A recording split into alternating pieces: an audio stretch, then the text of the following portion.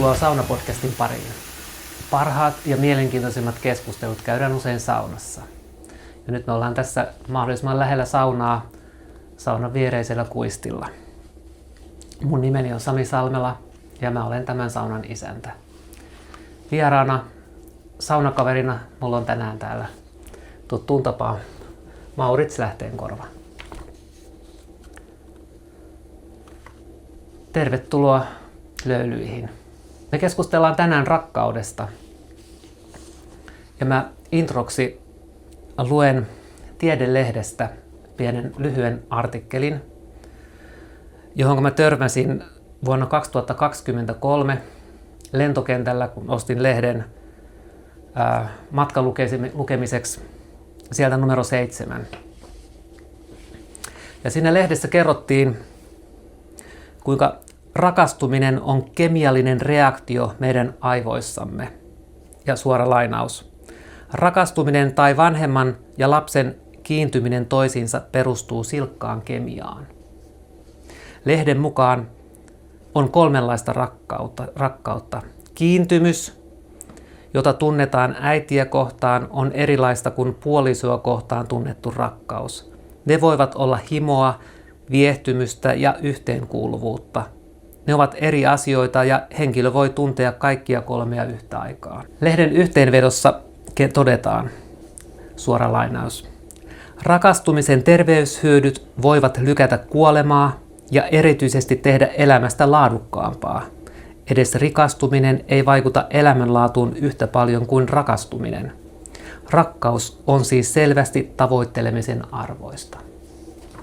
Mitä sä oot mieltä? Täällä lehdessä sanottiin, että rakastuminen on silkkaa kemiaa meidän aivoissamme. Sehän on juuri mitä Tiedelehti edustaakin myöskin, eli otetaan tämmöinen tosi kapea-alainen näkökulma sen niin laajaan aiheeseen, että vaikka me täällä Löyly-sauna-podcastissa puhuttaisiin meidän elämämme loppuun asti rakkaudesta, niin me ei päästäisi edes paljon pintaa syvemmälle. Että toi kemiallinen asia ja sitä kautta miten tiedekin tutkii välittäjäaineita ja muita, niin onhan se on tietyllä lailla kiehtova.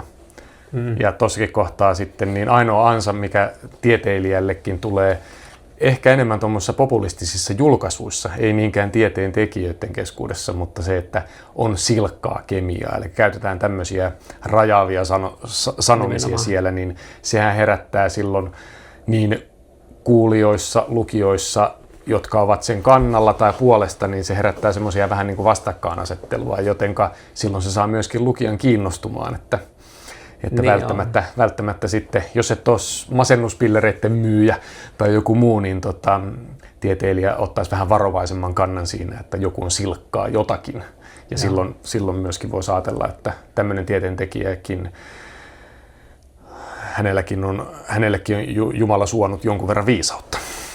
Joo, mua ainakin niin kuin provosoi heti tietenkin se ajatus, että se on silkkaa kemiaa, koska jos niin kuin kristillisestä maailmankatsomuksesta katsoo sitä asiaa, niin silloinhan se on varmasti myös kemiaa meidän aivoissamme, koska mehän ollaan materiaa ja silleen niin, sähköä ja vettä ja kaikkea näin, mutta se poistaa sieltä Jumalan olemassaolon, jos se sanotaan, että se on pelkkää kemiaa.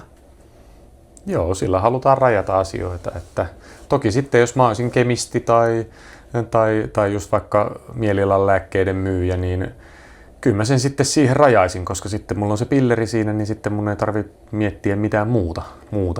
Niin. Mutta voisiko se olla juuri se niin kuin vallitseva ajatus, jossa halutaan yhteiskunnasta Jumala pois? Kyllä siinä vähän semmoisiakin ajatusmaailmaa on takana. Kyllä. Aina kun me avataan suumme, niin me yritetään jotakin selittää ja ratkaista mahdollisesti jotain ongelmaa. Ja silloinhan meidän kuuluisa vasen aivopuolisko, niin se haluaa yksiselitteisen vastauksen joihinkin kysymyksiin. Että se ei voi olla vaan joko tai kumpikin jonkun verran. Ja kyllähän tieteessäkin otetaan, ja varsinkin jos tiedettä käytetään sekuläärisessä mielessä, niin keskusteluissa aina kun keskustellaan, että mistä jokukin voi johtua, niin aina keskustelukumppani sanoo lopussa, että niin ja sitten on tämä subjektiivinen kokemus, sitten on meillä nämä geenit ja sitten on meillä niitä ja näitä ja muita. Eli käytetään termejä, joilla sitten jäävätään kuitenkin ja annetaan mahdollisuus siihen, mitä ei pystytä selittämään. Eli tehdään tilaa Jumalalle käyttämällä lisää jargonia. Niin. Näin mä sen itse koen yleensä siinä keskustelussa. Eli käytetään sanoja, jotka ei enää rajaakaan mitään, mutta ollaan korvattu sitten Jumalan siunaukset tai johdatukset sanoilla geenit tai vastaavat. Toinen, mikä mua kiinnitti huomioon tässä on, eli kolmenlaista rakkautta. Siinä kuvattiin himo, viehtymystä ja yhteenkuuluvuutta. Joo. Mä en näkisi niin kuin rakkauden muotona himoa oikeastaan laisinkaan.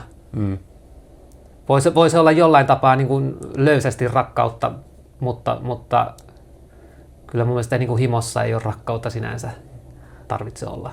No joo. Mutta rakkauden ilmentymää, eli jos me arvostetaan vaikka kristillisiä arvoja, eli silloinhan tärkein ihmisen niin kuin tekemään prosessiin, niin tarvitaan himoa, että jos ajatellaan ihan brutaalisti vaan suvun jatkamista. Niin, no joo, kyllä näin tarkemmin ajatellen, niin siinä on sitä, mutta... Että se meidän veljellinen rakkaus ei riitä siihen.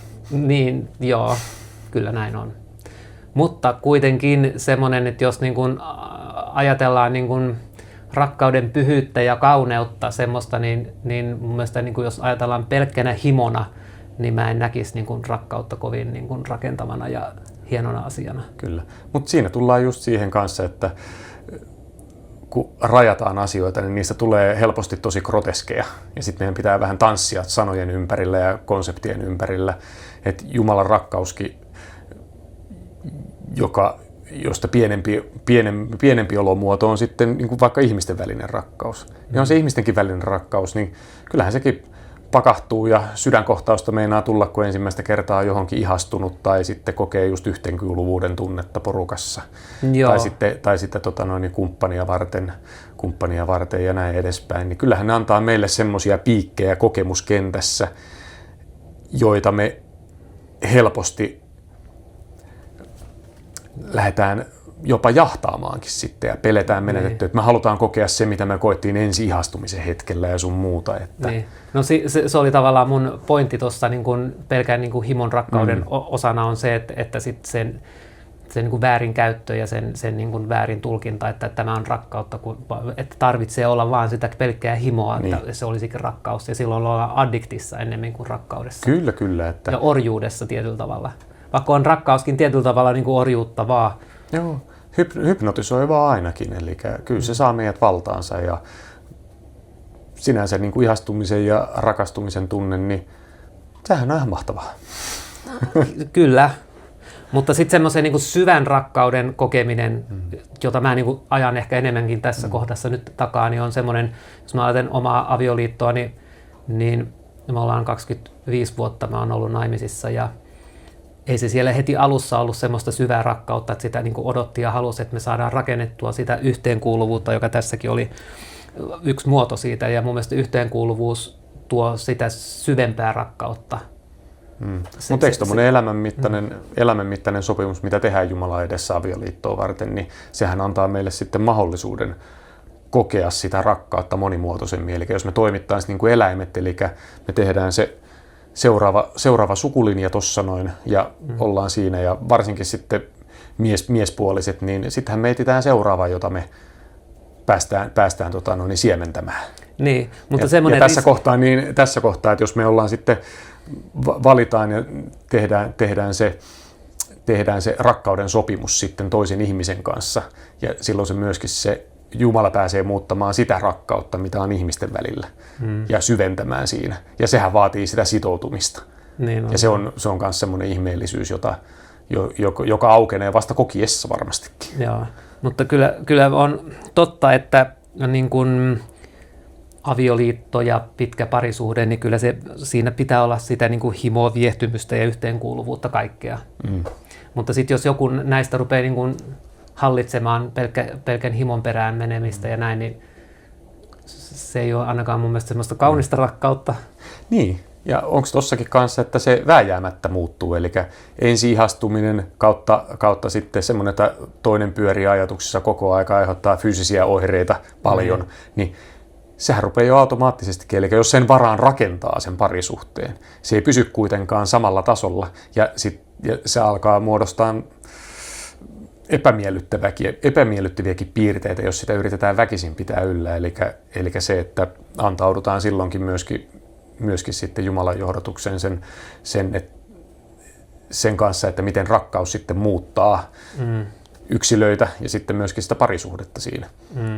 Niin sehän on sitten aina siellä yllätystä, että vaikka me luetaan niistä kirjoista ja vanhemmat kertoo, että mitä voi sattua ja tapahtua, niin kyllä ihminen on yleensä se on kiinnostunut just siitä, mitä silloin on nyt juuri tapahtumassa, ja sitten silloin semmoinen todennäköisesti harhainen käsitys siitä, mitä tulee tapahtumaan. Ja sitä varten niin tarvitaan kyllä sitten Jumalankin rakkautta, että kestetään ne hyvällä tavalla ne yllätykset, mitä siellä on tulossa. Joo, mutta tässä Tiedelehden artikkelissa kuitenkin niin kuin johtopäätös oli semmoinen, että rakkaudessa on jotain käsittämätöntä, Joo. koska siinä itsessään on jo terveyshyötyjä ja se pidentää elämänlaatua enemmän kuin raha. Mun mielestä ne on aika niin kuin epätieteellisiä jopa. Joo, argumentteja nyt tässä kontekstissa. Kyllä mä haluaisin tuntea olevani rakastunut. Mutta tästä päästään nyt rakkauden kieliin. Onko sä niistä kuullut 5 erilaista rakkauden kieltä? Ehkä, mutta en muista kyllä. Joo, siellä oli kauniit sanat, aika ja läheisyys, lahjat, palvelus ja fyysinen kosketus. Joo. Oliko nämäkin siellä Tiedelehdessä? Nämä ei ollut siellä. Nämä on pongattu muualta. Mä muuten pohdin näitä asioita tuossa jo etukäteen. Joo. Mutta nämä on varmasti niin kuin parisuhteessa on myös semmoisia niin kuin hyvä tiedostaa rakkauden eri kieliä, jos niin kuin parisuhteessa kumppaneiden kielet on erilaiset, niin tulee niin kuin ajan kanssa ongelmia. Jos ei ymmärrä toisen rakkauden kieltä. Toinen antaa rakkautta, kokee ja antaa lahjoja, mutta kumppani ei ymmärrä, että nämä lahjat on rakkauden osoitusta. Aivan. Esimerkiksi. Tai toinen ei kaipaa läheisyyttä niin kuin toinen ja näin. Niin, sehän on siinä parisuhteen alkuvaiheessa on se kuitenkin, että se läheisyys kelpaa molemmille koko aika ja se tulee se ensimmäinen hetki, kun toiselle ei kelpaakaan sillä hetkellä se läheisyys ja sehän on se ensimmäinen kriisi siellä parisuhteellisesti, että olen myös miettinyt kanssa, että jos on tosi synkissä tunnelmissa tai ei ole itsekään, niin että jos semmoista ylitsevuotavaa rakkautta sitten tulee, jonka vaikka syy-alkuperää ei osaa vaikka sanoa sitten, että jos se olisi vaikka sitä taivaallista rakkautta tai jotain muuta, niin kyllä jos meillä on kovasti defenssit päällä tai me ei koeta, että me ansaitaan rakkautta, niin tähän on aika monen uskossakin eläjän niin kuin isoin tämmöinen, niin kuin, missä se rypee. En ansaitse rakkautta. Niin olen tehnyt niin paljon sitä ja tätä ja tota ja nyt niin minä en sitä saa. Ja sekin on tosi hankala puheenaihe, koska silloin, jos sä keskustelet ihmisen kanssa, niin sun pitäisi aika vilpittömästi uskoa myöskin siihen kommenttiin, kun se annetaan, koska siinähän voidaan helposti sitten mennä taas väärille teille, että toi rakkauskonseptina on niin, se on semmoinen aihe, että sitä tässäkin kohtaa niin on vähän kuin lapsi heikolla jäillä. Joo. No jos me käännytään ja katsotaan, että miten Jumalassa näkyy rakkaus, miten me voidaan nähdä Jumalan rakkaus? Luonnossa? Joo. Varsinkin tässä pimenevässä syksyssä, että välillä jättää vähän, sekin rauhoittuu se rakkaus siellä. Senkin pitää siinä lepää hetki. Mutta siinäkin on, kun on pimeätä, niin pienikin valo on silloin kirkkaampi tavallaan. Kyllä. Mä tulin uskoon, niin oli joku testi, missä katsottiin, että missä niin kuin näkyy Jumalan rakkaus, ja mä en nähnyt luonnossa Jumalan rakkautta ollenkaan. Okay. Mutta nyt vuosia sen jälkeen, niin mä näen ihan luonto puhuu valtavasti Jumalan rakkaudesta mulle. Joo. Onko sä kokenut? Silloin se kuulostaa siltä, että sun elinvoimakin on myöskin kasvanut, eli silloin sulla ei ole enää niin paljon ongelmia, missä sä pyörit. Eli sulla on myöskin resursseja aistia sitä rakkautta enemmän. Ja sit sä myöskin kestät sitä ehkä enemmän, koska tämmönenkin, se voi olla ehkä nuoren miehenkin ongelma, että sä et oikein, semmoinen, että jos sä liikutut tuossa koko aika, vaikka jossain luonnossa, niin se ei ole semmoisen 30 tai 20 niin kuin miehen, niin se ei ole semmoinen niin kuin suoritustila siinä kohtaa, että jos sä herkistyt koko aika, niin se ei ole semmoinen, että jos sua koko ajan kyykistytetään siinä ja ilman, että sä ymmärrät, että ainakin oma kokemus on se, että mitä heikommaksi tai nöyremmäksi tuntee ilman, että tarvii mennä siihen kemialliseen niin kuin masennuksen puolelle tai muuhun vastaavaan, niin se tekee meistä myöskin vahvemman. Eli sen oman vajavaisuuden tunteminen taas pompsauttaa meitä sitten tuntemaan lisää rakkautta, ja sitten me ollaan taas vähän vahvemman tuntuisia, ja sitten me rukoillaan koko ajan johdatusta siihen, että me ei ylpistyttäisi sen kasvavan voiman ja rakkauden kokemuksen kanssa. Ja tämähän on sitä, että en mä rupea niin kuin selittelemään tässä kohtaa. Kyllä mä haluan, että mussa virtaa mehut ja mä haluan olla niin vahva ja niin rakkaudellinen kuin mä vaan pystyn. Mutta kyllä tuolla auringonlaskua on mennyt tuolla karavaanimatkoilla ja siellä on paljon telttailijoita ja karavaanareita ja kaikkia ja aurinko laskee, merimaisemat ulkomailla ja kaikkea, niin kyllä ihmiset kokoontuu auringonlaskuun katsomaan sitä. Siinä on jotain, mikä puhuttelee ihmistä aivan valtavasti, se kauneus, mitä on auringonlaskussa esimerkiksi ja kyllä. auringon nousussa ja monessa muussa niin kuin luonnon sateessa, sateenkaaret, monet tämmöiset näin, mutta kuinka moni ajattelee siinä Jumalaa. Ei ne ehkä tietoisesti osaa. Jonkun suuren äärellä on ja ajattelee sen ehkä sitten jotenkin muuten, mutta osaako ne nimetä sen? Niin, ja onko siinä tarvetta periaatteessa siinä kokemushetkellä tehdäkään sitten sitä nimeämistä? Jos sä pitämässä erikseen jotain iltahartautta näille karavaanareille, niin silloinhan sä pystyt jättämään sen niin kuin ajatuksista poiskin. Että meillä on kanssa netissä mielenkiintoinen neurokirurgi Jack Kruse, joka myöskin puhuu sitten siitä tieteen terminologialla, että miksi ihmiset tykkää olla sitten niissä aamun ensimmäisenä hetkinä ottamassa tiettyjä valonspektrejä haltuun aamulla ja sitten myös illalla. Eli sielläkin löytyy sitä kemiaa, jota ihminen on päässyt tutkimaan, ja sekin on mulle kanssa todistus siitä Jumalan rakkaudesta, että sielläkin se tekee meille fysiologisesti eri juttuja kuin se aurinko, joka on tuolla lakipisteessä. Se on mahtavaa. Sieltä tulee jotain, näin mä oon myös kuunnellut ja kuullut, että tulee jotain se on eri väristä. Erilaisia asioita tulee meidän kehoomme sen kautta, mitä se aurinko tuottaa silloin aamulla aikaisissa kyllä. ensisäteissä. Et kyllä Jumala on ihmeellinen luonnossa. Tämäkin päivä, kun olen ulkona viettänyt paljon aikaa, niin paljon enemmän mä tunnen rakkautta kuin se, että jos mä olisin ollut vaikka ruudun äärellä tuijottamassa Exceliä koko päivän. Että vaikka sekin valaisee, niin sieltä ei tule ihan sitä samaa spektriä sieltä monitorista. No miten sitten Raamatussa Jumalan rakkauden näkeminen? Se edellyttää tietenkin sitten, että perehtyy Raamattuun ja tutkii sitä ja näin niin kuin siinä kontekstissa.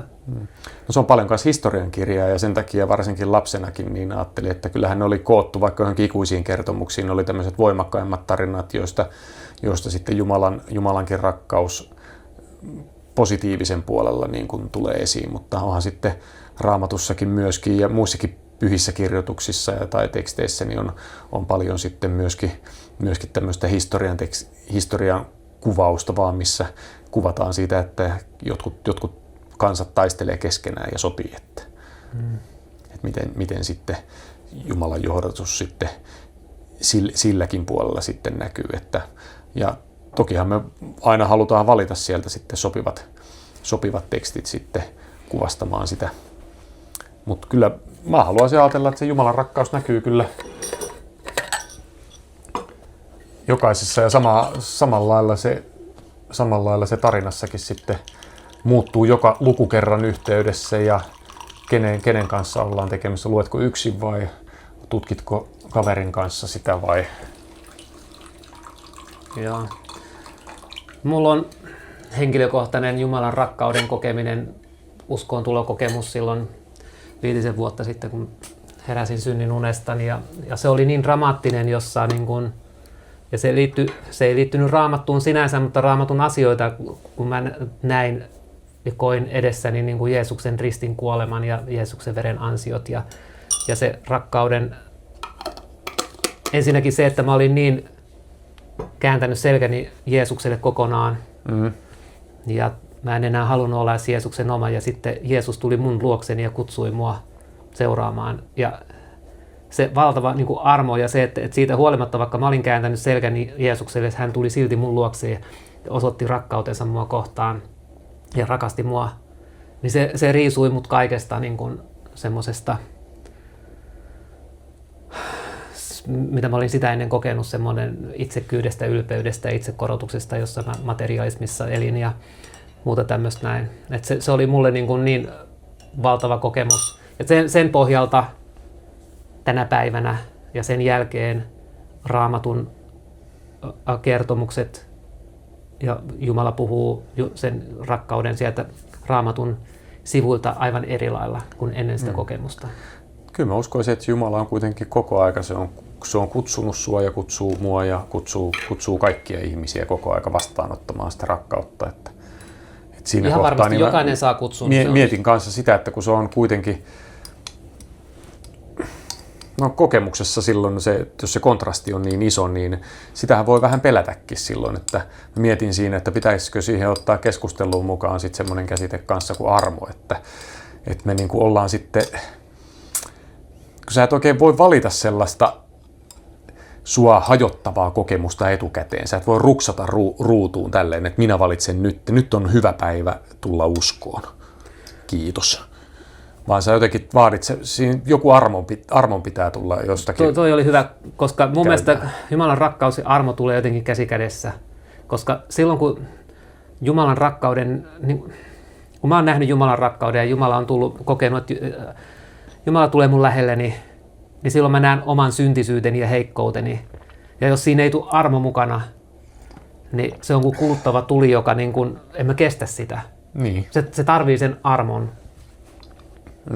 Koska ei sitä oikein tietoisesti ja ajatteleva puoli, niin ei se tuossa munkin esimerkissä, niin ei se ole semmoinen, joka laitetaan niin kuin tilaukseen tuosta noin, että nyt on hyvä viikko, nyt mulla on semmoinen fiilis, että nyt mä kestän Jumalan rakkautta vähän enemmän, että come on, tuuppa tuolta. Joo, ja omallakin kohdalla se tuli niin aivan puskista. Niin. Ihan pyytämättä. Ei ollut suunnitelmaa siihen, omia suunnitelmia. Koska kyllähän sitten jokainen varmaan sisimmässään tietää sitten omista kokemuksista kanssa semmoisia kohtia, missä helposti sitten ei ole valmis sitä kohtaamaan ja sitten sä siirrät sen sinne syrjemmälle. Nehän on tosi henkilökohtaisia asioita kanssa, että ne on semmoisia, että onko nyt 15 kertaa, 20 kertaa, pahempi vielä, jos pitää lukua niistä, että kuinka monta kertaa oot blokannut jonkun tapahtuman. Ja siltikin se tulee sieltä uudestaan, eli sä saat sen armon lahja, eli tämän jokapäiväisen elämänkin. Eli joka päivä on täynnä mahdollisuuksia. Joo, mä olisin kyllä varovainen siirtämään, jos Jumala kutsuu, niin sitä etäämmäksi. Itse olen tehnyt sen tietoisesti ainakin kerran noin 20 vuotta sitten. Mä muistan tehneen sen. Jumala kutsui mua. Se oli pieni ajatus. Koin, että se tuli jollain tapaa mun ulkopuolelta ja yläpuolelta jollain tapaa käsittämättömällä tavalla. Ja se oli ajatus, joka tuli mun päähän, oli semmoinen, että olisiko jo aika tulla takaisin.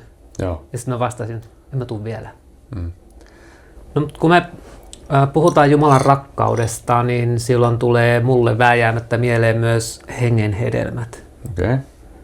Ja hengen hedelmät, mä olen kirjoittanut tuohon ylöskin ne: rakkaus, ilo, rauha, pitkämielisyys, ystävällisyys, hyvyys, uskollisuus, sävyisyys ja itsensä hillitseminen. Joo. Kyllä nuo kaikki tuommoiset kärsivällisyydet ja itsensä hillitseminen, niin sekin tulee kivasti tässä kohtaa, kun pikkuhiljaa rupeaa vanhenemaan, niin se rupeaa avautumaan. Mutta nämä on aika kaukana Tiedelehden himosta ja niin. Vaikka sekin on osa rakkautta, mutta tää nyt puhutaan niin kuin Jumalan rakkaudesta. Mutta kyllähän nämä nyt oli osa rakkautta, niin kuin tuossa todettiin, oli nämä himo, viehtymys ja yhteenkuuluvuus. Ei kai sitä voimakastakaan tuntemusta, mikä tulee fysiologisestikin sitten naisen ja miehen välille, niin kyllä sekin on osa Jumalan rakkautta. Niin, mutta sekin kanssa, että tämmöisissä konteksteissa niin se on aika karnaalia ruveta puhumaan pelkästään seksistä. Niin on, niin. Ja tämä ei ole mikään seksipodcasti kuitenkaan. No ei kyllä, niin. Niin. Mutta silti kun ajatellaan, että sekin on niin voimakas tunne, että ne voimakkaat tunteet siellä, että onko niiden, haastava kysymys, onko niiden pakko aina orjuuttaa meitä, eli onko se seksuaalinenkin himo, niin onko se niin voimakas tunne, että edes Jumalan avullakaan niin me ei pystytä käyttäytymään ihmisiksi, vaikka me tunnettaisiin sitä.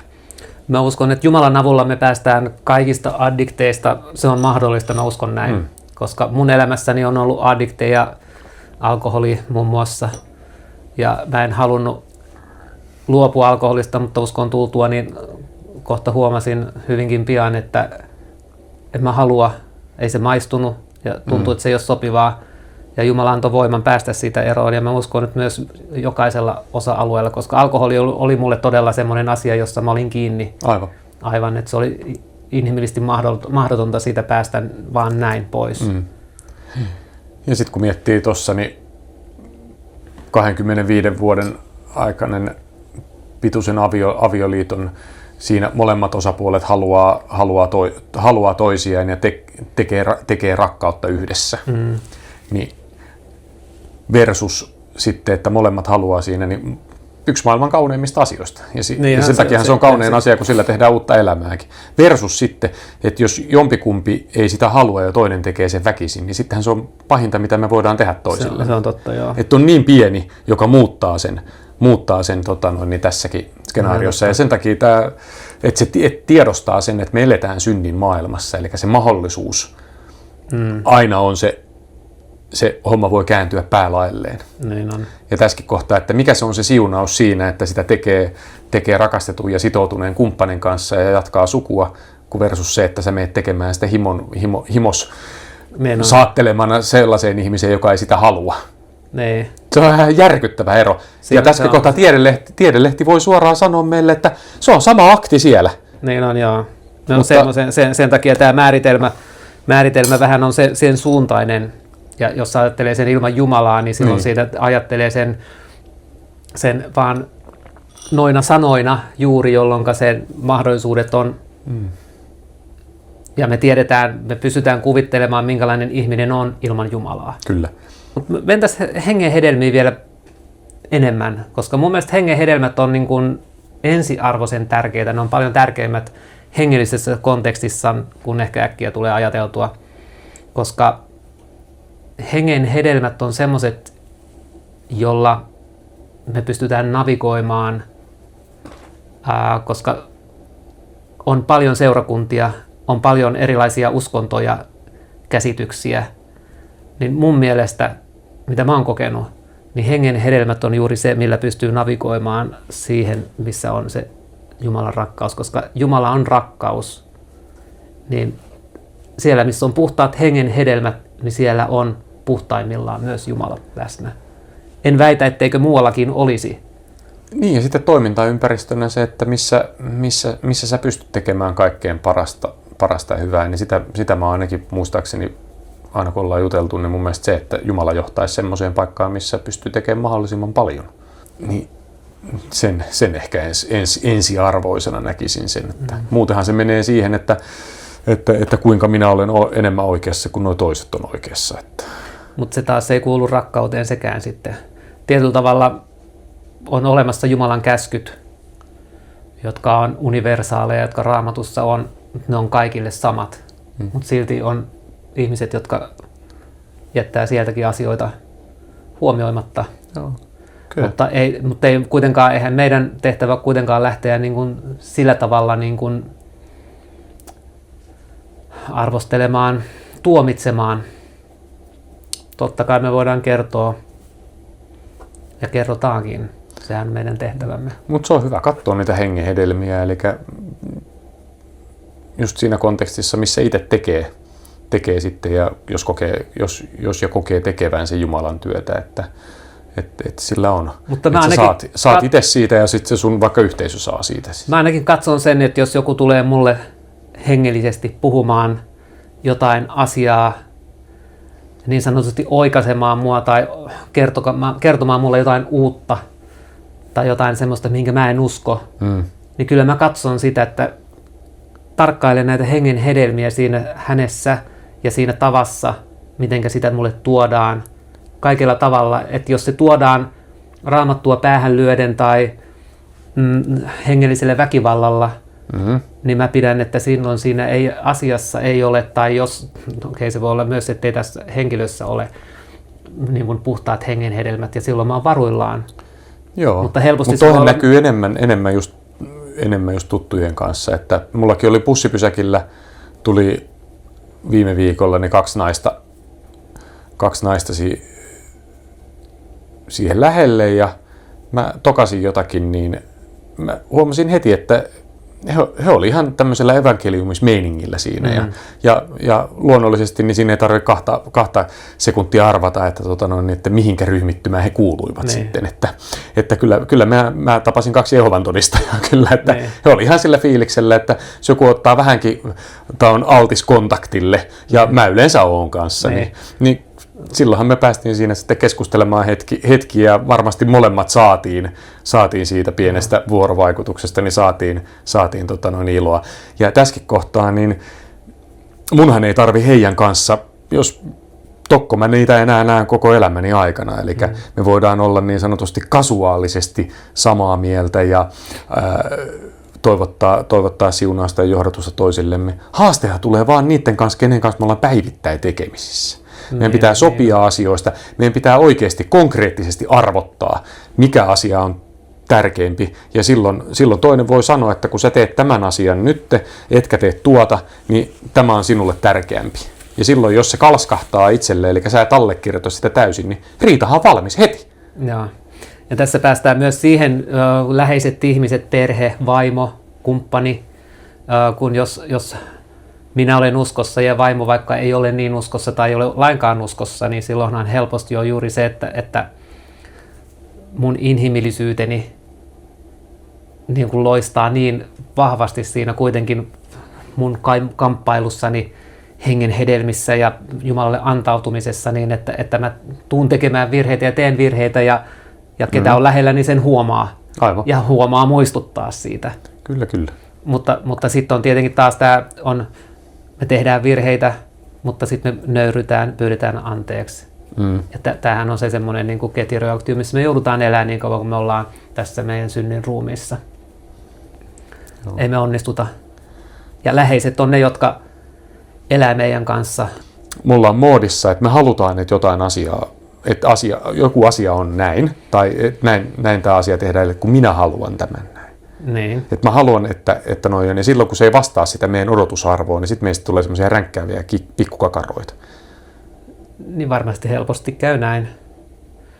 Mutta, ja sitten me hävetään sitä sen jälkeen ihan hirveästi, niin sitä ei kehtaa tunnustaakaan vaan. Mutta mä uskon, että näin ei käy niin helposti, jos Jumalan rakkaus on sydämessä ja on Jumalalle antautunut ja sinussa on tämä Jumalan rakkaus, joka tuottaa näitä hengen hedelmiä. Voiko se sitten aina tämmöisessä vuorovaikutustilanteessa sanoa, että ihan sama mulle, mennään Jumalan johdatuksella, eli sä et tee sitten ollenkaan mitään päätöksiä. Toistahan rupeaa raivostuttamaan hirveästi sitten. Se ei pysty tekemään, että hän joutuu aina päättämään asiat ja toinen on vaan johdatuksessa koko aika. Mä olin tämmöisen karrikoiden. Joo, ei mitään.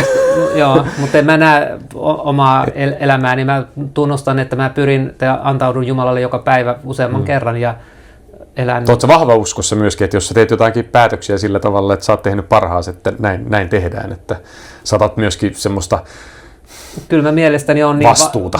niin vahva päätöksissä, niin mitkä mä koen, että rukouksessa Jumalalle antautuneena päivittäin, kun on elänyt, niin tietyllä lailla uskon myös silloin, kun rukouksessa myös tulee ajatuksia, mitä pitää tehdä ja toteuttaa, niin mä teen niitä luottaen siihen, että mä uskon, että tämä on Jumalan mielen mukaista asiaa. Aivan. Toki on tuntosarvet on silleen, että mä kuitenkin niin kuin mietin, arvostelen ja hengen hedelmiä itsessänikin.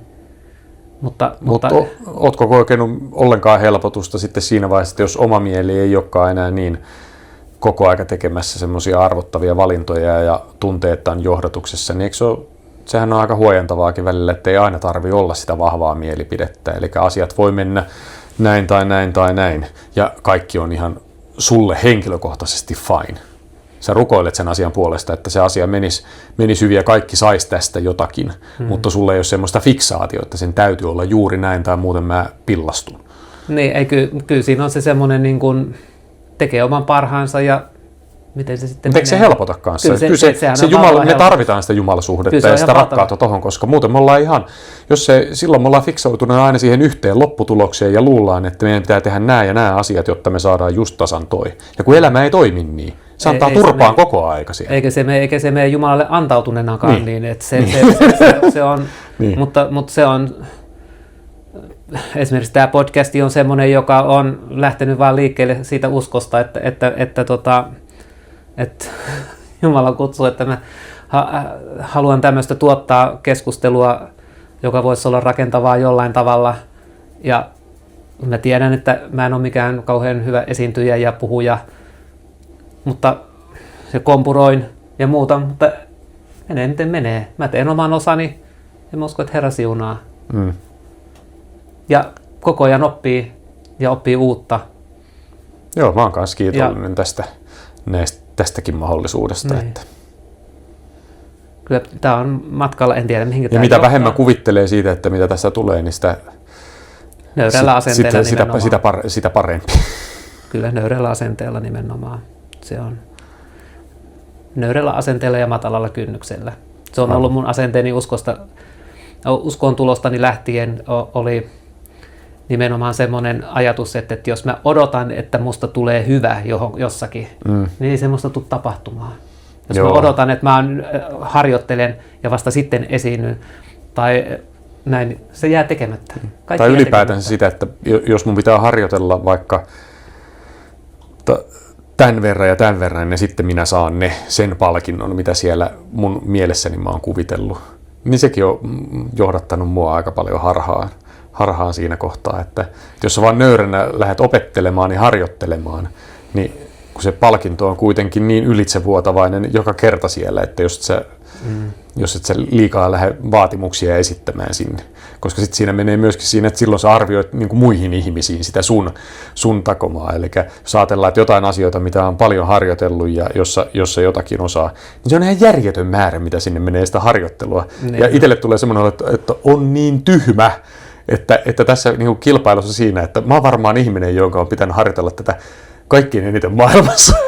Ai säkin ajattelit samalla lailla. Niin musta tuntuu, että on tämmöinen aika yleinen.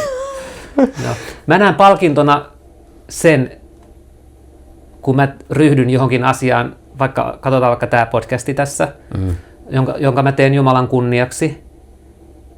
Ei se, että se onnistuu, vaan se, että mä oon tehnyt sen. Se on se palkinto. Mä tein sen, mitä mä koin sydämessäni, mitä mun tarvii tehdä.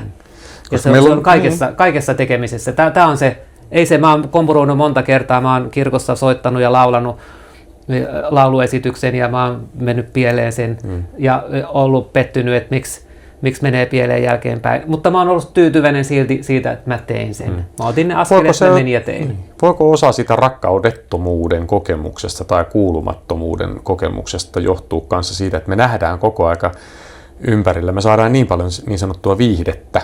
Eli me katsotaan, joku esiintyy meille, on harjoitellut ja muuta, ja sitten me ollaan pikkasen niin kuin siinä mukana, mutta me ei olla itse harjoiteltu, me ei olla itse nähty sitä, maksettu sitä hintaa siitä hengen hedelmästä. Ja jotenkin me koetaan se, mutta se on jotenkin feilua sitten. Me ollaan konsertissa kuullaan, joku on valmistellut jonkun hyvän puheen tai jonkun muun vastaavan ja me ollaan siellä nauttimassa joku urheilusuoritus jossakin, joku tekee jonkun näyttävän tempun jossakin tai 2 joukkuetta kilpailee, ne on valmistautunut siihen hirveän määrä. Sitten me ollaan siellä vaan verenhimossa huudellaan ja otetaan vaan sieltä sitä nopeata tyydytystä ja sitten se jättää meidät jotenkin vähän tyhjäksi. Me halutaan kaikki osallistua. Mutta just se, että kuinka paljon siihen pitää nähdä vaivaa, niin että jos ei sitä päässyt kokemaan, että jos sä oot vaan pelannut pleikkaa ja katsonut Netflixiä koko elämässä. Kuluttanut vaan. Ottanut sen helpon. Ottanut vastaan vaan. Kyllä. Eli syönyt valmis ruokaa ja katsonut Netflixiä ja ottanut sen kaiken niin sanotusti siinä, että lyhyttä kaavaa, niin kyllähän se korruptoituminen näkyy ihmisessä ja ihmiskunnassa, että mitä helpommaksi tulee, niin mitä helpommaksi asiat tehdään, niin sitä heikommaksi ihmiset tulee koko aika. Joo, mutta kyllä semmoinen, että jos vaikka niin kun soittaminen ja laulaminen esimerkkinä, niin mä osaan soittaa ja laulaa ne laulut kotona omassa huoneessani, ne menee virheettömästi siellä, mutta sitten kun mä menen ihmisten eteen ja vielä jos kamera on siellä edessä, niin sit tapahtuu jotakin. Ja se on mahtavaa, kun sekin muuttuu koko aika silloin, että muutenhan sä jäisit sinne, jos se kokemus olisi ihan täysin samanlainen ja siinä ei tulisi mitään steppiä, niin sittenhän sä voisit jäädä vaan sinne kotiin soittelemaan kanssa. Eli siinä ei ole semmoista, että nyt mä oon harjoitellut, mä haluan antaa tästä sitten muillekin. Tai sitten, että sieltä tulee myöskin se lisähaaste silloin, että tuolla se vaatii valtavasti tunteja. Se tarvitsee kertoja ja oppimista ja myös sitä...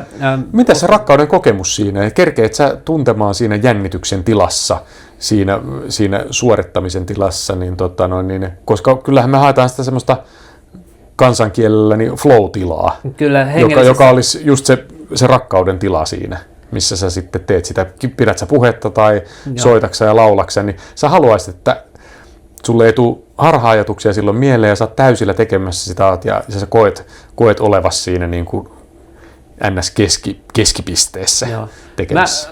Mä uskon näin ja mun kokemukseni on se, koska mä on koen olevani epäsosiaalinen ja kykenemätön esiintymään ja puhumaan ihmisten edessä. Kyllä. Ja silloin kun mä menen ihmisten eteen puhumaan kirkossa, niin mä koen, että mun sydämessäni on, kun mä oon valmistautunut, mä menen sinne ristin juurelta, mun sydämessäni on rakkaus, ilo, rauha. Se on mun kokemus ollut. Mulla ei ole siinä pelkoa, mulla ei ole semmoista... Eikö se ole kiva kanssa, kun on nähnyt sitä työtä siinä? Sä oot nöyränä tehnyt sitä työtä ja opetellut ja sitten sä saat myöskin sitä rauhaa sieltä, jota sä et saisi oikein muuten. Joo, ja sitten se kokemus on semmoinen, mikä rohkaisee taas uudestaan ja tulee... niin kutsuttu uskon todeksi eläminen. Aivan. Eli se on se, että ensin ne on uskon askeleet, että mä menen sinne eteen ja tuntuu, että miten tämä on mahdollista. Ja sitten kun näkee, että Pyhä Henki Jumala on siinä mun kanssani, niin se tapahtuu todeksi. Niin. Ja mieti tuommoisia ihmisiä, jotka on harjoitellut tosi paljon ja kuinka hyviä heistä oikeastaan silloin tulee. Mä olin koonnut jo hienosti yhteen tässä meidän keskustelua, vaikka mä en tiedä, mitä me keskustellaan loppujen lopuksi, mutta yhteenvetona mä voisin todeta tässä, että rakkaus on todellakin tavoittelemisen arvosta ja Jumala on rakkaus. Ja se ajatus, että hengen hedelmät on ja voi olla meille kompassi, millä me navigoidaan eri uskontojen ja uskomusten ja kaikkien oppien välillä siihen niin kuin Jumalan rakkauteen.